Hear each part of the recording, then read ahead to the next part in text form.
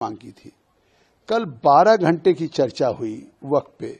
उसके बाद किरण रिजिजू जी ने, अल्पसंख्यक मंत्री ने रिप्लाई किया, वोटिंग हुई, 14.5 घंटे चली।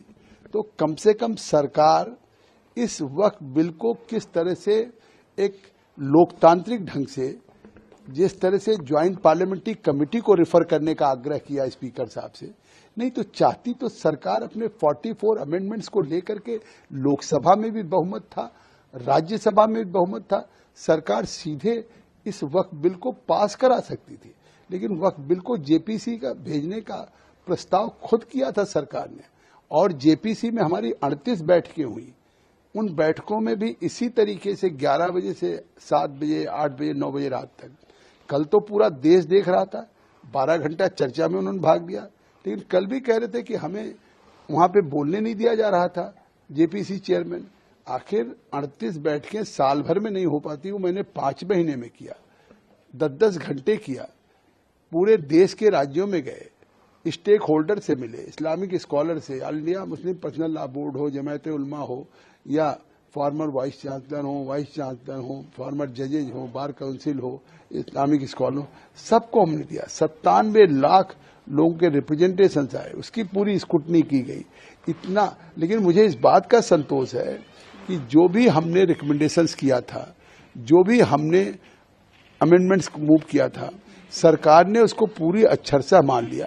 ये केवल रिपोर्ट जेपीसी की नहीं मानी गई, ये जो बाबा साहब अम्बेडकर की एक उस संविधान के प्रति एक उनके मन में गरीबों के लिए, बैकवर्ड्स के लिए, ओबीसी के लिए, पसमानदा के लिए, विमेंस के लिए, विडोज के लिए जो उनका एक सपना था, वो सपना कल पूरा हुआ।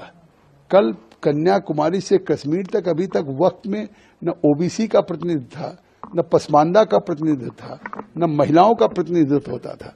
कल ये बिल नहीं पास हुआ, ये देश के लिए, उन लोगों के लिए डोर खुला, और अब इसका फायदा वक्त का सभी को मिलेगा।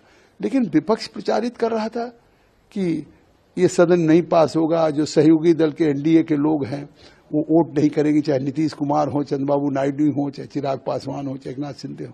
लेकिन ज्वाइंट पार्लियामेंट्री कमेटी में उनके सभी मेंबर्स थे, सभी का प्रतिनिधित्व था। उन्होंने जो बातें उठाई थी उन कंसर्न्स को हमने एड्रेस किया था। वहां भी उन लोगों ने हमारे साथ क्लास बाई क्लास में वोट दिया था। लेकिन मुंगेरी लाल के हसीन सपने की तरह से यहाँ देश को गुमराह कर रहे थे।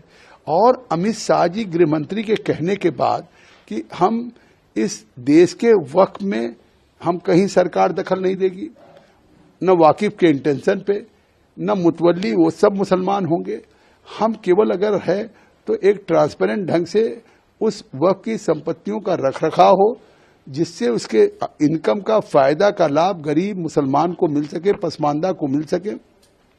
इसलिए उस इनकम का ऑडिट भी कराएंगे सीएजी द्वारा मुकर्रर या निर्धारित ऑडिटर्स को। फिर भी ओवैसी ने बिल को फाड़ दिया। ओवैसी ने कल प्रोवोक किया, अनकॉन्स्टिट्यूशनल काम किया। वो बिल को नहीं फाड़ सकते। जनता के जनादेश पे चुनी हुई सरकार का बिल था, उस बिल को पे उनको विरोध करने का हक था। वो असहमति व्यक्त कर सकते थे, वोट खिलाफ दे सकते थे, लेकिन बिल फाड़ना अनकॉन्स्टिट्यूशनल है और लोकतंत्र का अपमान है। अगर आप ये वीडियो YouTube पर देख रहे हैं तो हमारे चैनल को सब्सक्राइब कर बेल आइकन दबाएं, और Facebook पर देख रहे हैं तो हमारे पेज को लाइक करें। 8 मिलियन प्लस सब्सक्राइबर, आपके इस भरोसे के लिए बहुत धन्यवाद।